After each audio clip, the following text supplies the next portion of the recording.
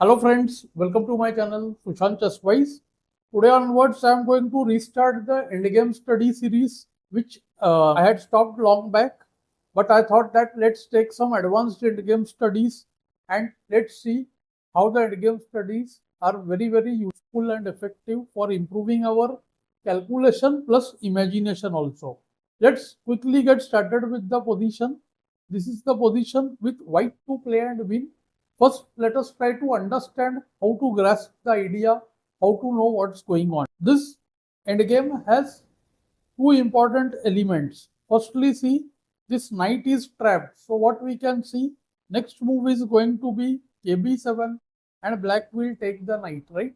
So most people cannot understand what's happening. Let's say white plays any move like here, kg2, then kb7, king f3, king a8, ke4, and this is a theoretically drawn position because this bishop c cannot help this pawn promote on this color because of the rook pawn case. It is the other color of the bishop and this king cannot escape from the side. So what will happen? No matter what, the game will end in a draw. The king will never leave these four squares, and see, nothing much can be done over here. After kb7, kd5, k7, kc6, kb8. Whenever bishop check comes, the king hides to a8. And then see a4, king a7, a5, king a8. The white king cannot get closer here because of stalemate. So there is no way to win. This is the first thing we need to know here. So the wrong cornered bishop case appears. So now the situation is that many people will understand that okay, means I have to sacrifice the bishop and keep the knight. For that there are two ways. Like either we can play bd6 and give up the bishop, or we can play the move bishop c5 and give up the bishop. Okay. Here we have to calculate precisely what this knight can do to protect the pawn on a2. So the second important concept comes to our mind. Whenever this king attacks the pawn, a passed pawn, then knight has a typical way to defend. Let me show you with another example. Let's take this example for a moment and understand what's going on here. See, the white knight has two ways to protect this pawn, but after see kd4, king attacks the knight and pawn both, and you will see that if knight moves, the pawn is taken, and if the king tries to come closer, the knight is still taken and king is able to capture this pawn. So game will be drawn. But the technique says always hold the pawn with knight from the rear of the pawn. Means knight should be below the pawn's rank anywhere. And now if the king attacks the knight, there is no fear.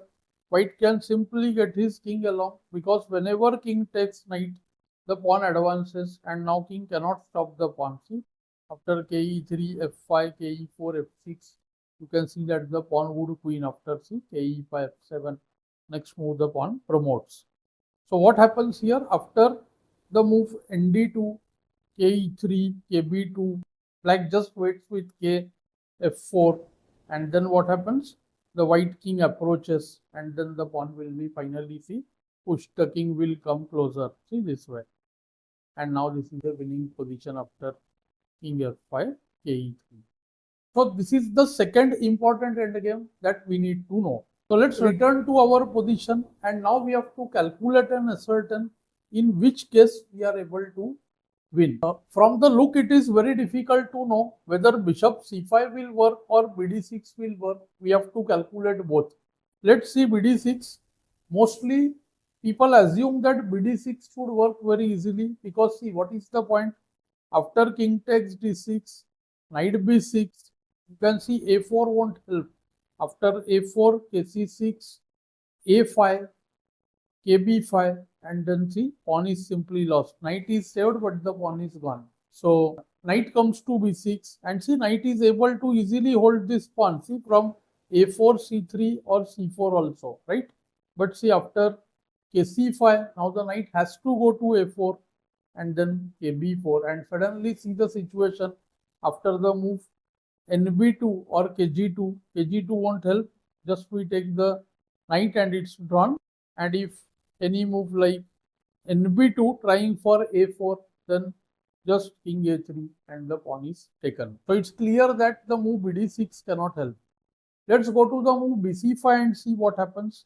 After BC5, king C5 forced, otherwise see knight simply comes to B6 and knight is saved.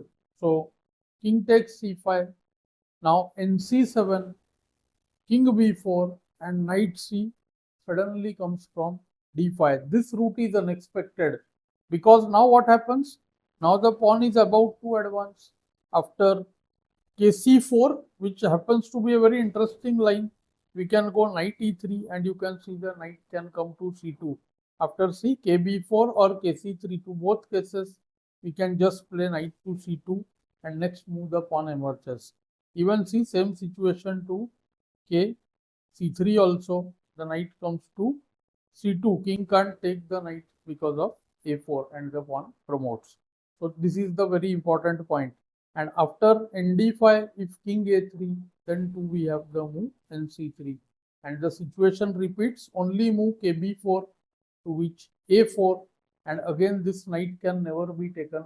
So black has to try king A5 and then the white king approaches, see nothing much, KB4, KF3, KA5, KE4, KB6, KD5, KA5, king C5. Ultimately the king is pushed down.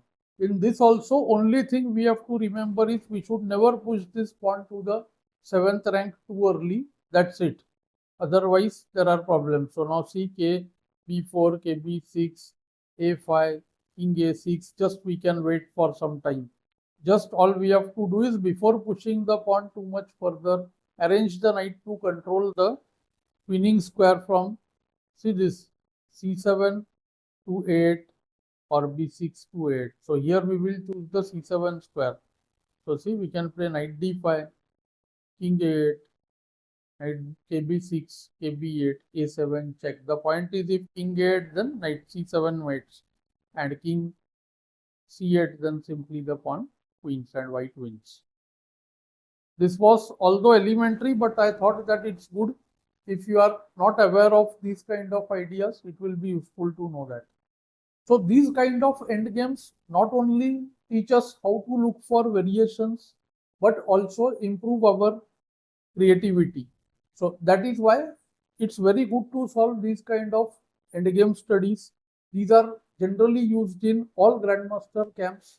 They find it very useful for both calculation and improving the creativity. The unexpected idea that we encounter improves our game.